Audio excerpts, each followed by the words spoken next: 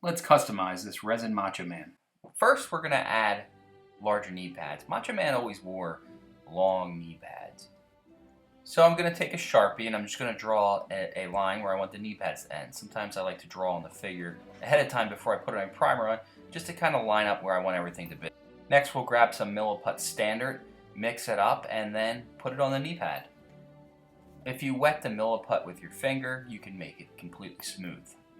Once you have the smooth Milliput knee pad on, then you take out some kind of cutting device and cut it into the perfect shape.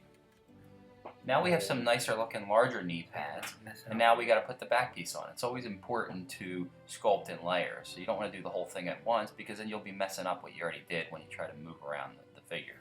And you can cut this into exactly the shape that you want. And that's the way it'll dry. That's the good thing about Milliput. And then when the knee pads are completely dry, now it's time to primer. My favorite primer is Liquitex Gesso, and the primer is important because it helps the paint stick and it prevents cracking after it's done. So you essentially paint the entire figure white, and you have to do this a couple times with a couple different coats, and you want to make sure it's on there smoothly so you don't have any bumps or paint lines.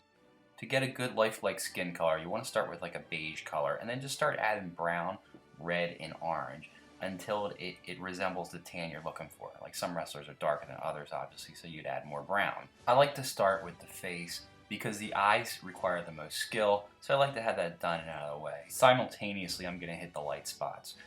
So the boots are yellow, the trunks are going to be pink. Those are light colors. You don't want to be painting that over top another color. So now let's add the pink trunks. This is going to be like a 1986, 1987 Randy Savage when he wore the pink a lot.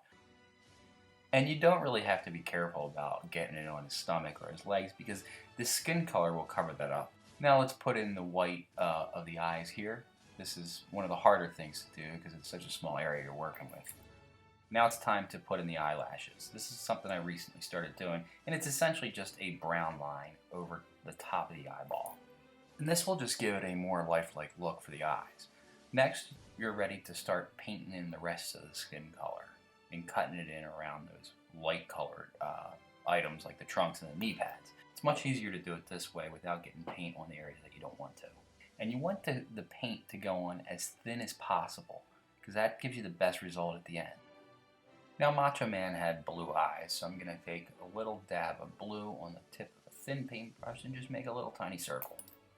Making the eyes symmetrical is one of the hardest parts of doing this. Next, he's ready now for facial hair, so we'll throw in the eyebrows and mustache and the area of the hair that surrounds his face. It's also good to have pointy Q-tips on hand because if you mess something up or something goes a little awry, you can just wet it and wipe the paint right off. Let's put that famous Macho Man beard on. A lot of the printed clones will have the beard molded on the figure, which makes it easy because it lets you know where you're supposed to paint. So the figure's really starting to come together. You can see his face, how it's going to look. Now we're ready to add in those socks. Macho Man always had socks in between his knee pads and his boots.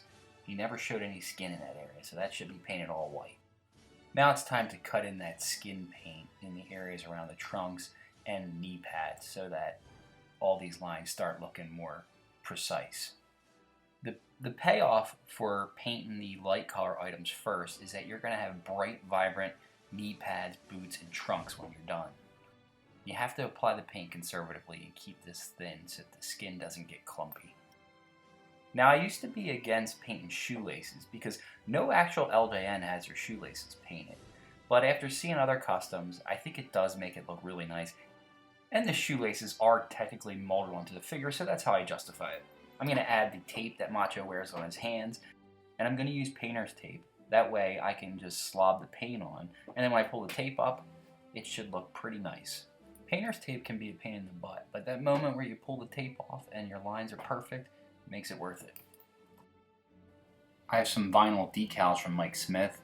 Vinyl decals are really easy to use because you really just press them on the area that you want them. When you're done with the decals, put a coat of Mod Podge on the figure so the paint stays put and your Macho Man's all done.